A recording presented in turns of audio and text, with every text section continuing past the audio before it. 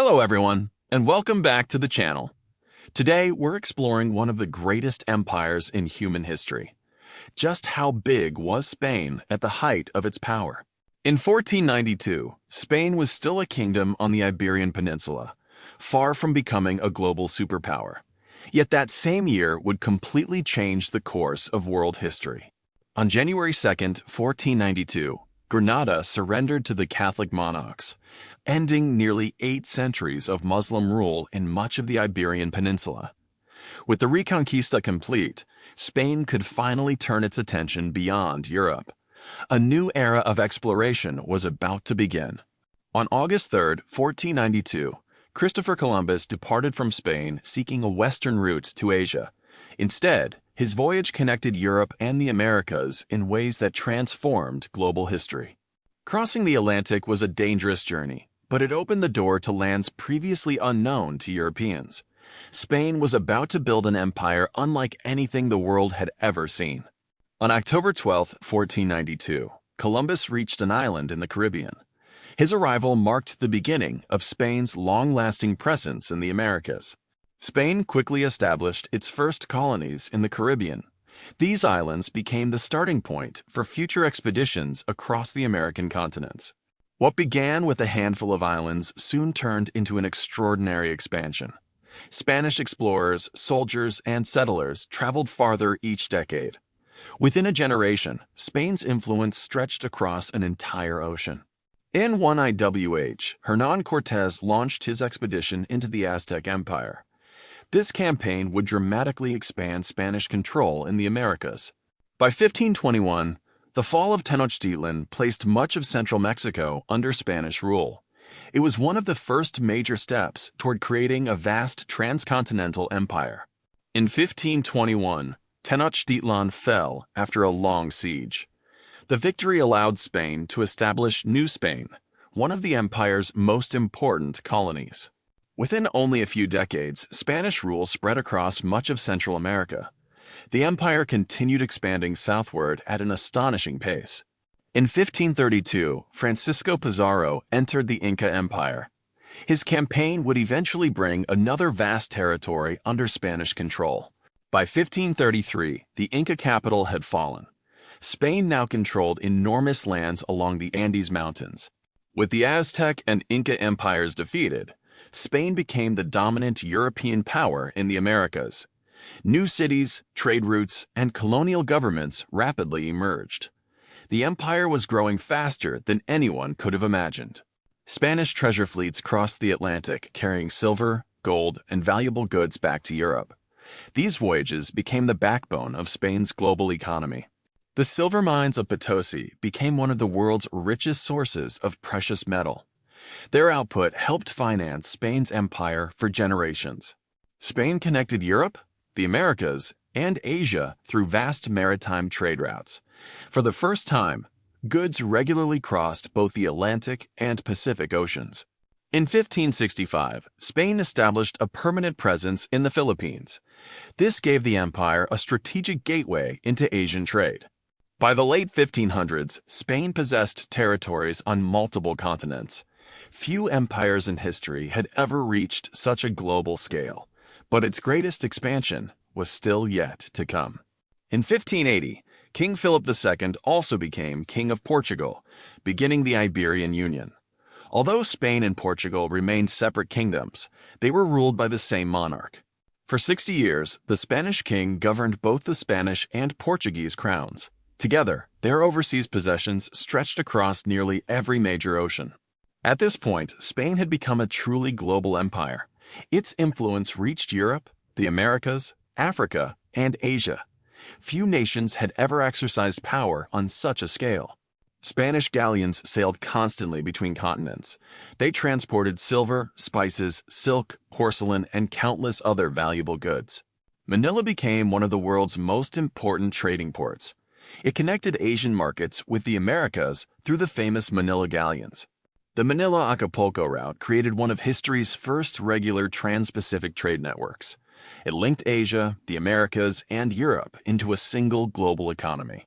Gold, silver, silk, spices, and porcelain flowed through Spanish trade routes every year. This immense commercial network generated enormous wealth for the Spanish crown. Spain had become one of the economic centers of the early modern world. To govern such a vast empire, Spain established powerful colonial administrations called viceroyalties. These institutions helped manage territories thousands of kilometers away. King Philip II ruled over an empire so extensive that government decisions affected people across multiple continents. Communication was slow, but Spain maintained control through an extensive administrative system. By the late 16th century, Spain had become one of the largest and most influential empires in history. Yet its greatest territorial extent would come even later, during the 18th century. By the late 18th century, the Spanish Empire reached its greatest territorial extent. It covered approximately 20 million square kilometers, making it one of the largest empires ever recorded. Spain's influence now stretched across Europe, the Americas, Africa, and Asia. At its height, the Spanish Empire occupied roughly 13% of Earth's land surface.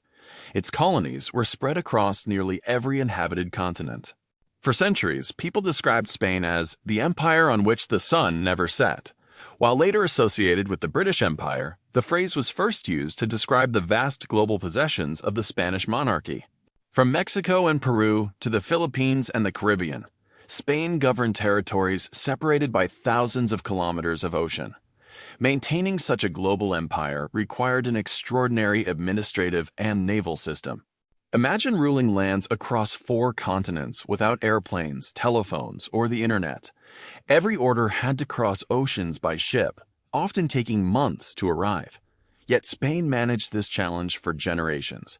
Spain's powerful navy protected trade routes connecting Europe, the Americas, and Asia. These sea lanes became the lifeline of the empire. Silver from the Americas helped finance Spain's government, military campaigns, and global trade. For a time, Spain became one of the wealthiest kingdoms in Europe. But every great empire eventually faces new challenges. Rising rivals, expensive wars, and economic pressures slowly weakened Spain's dominance. The world's greatest empire was entering a difficult new chapter. In 1808, Napoleon invaded Spain, triggering the Peninsular War.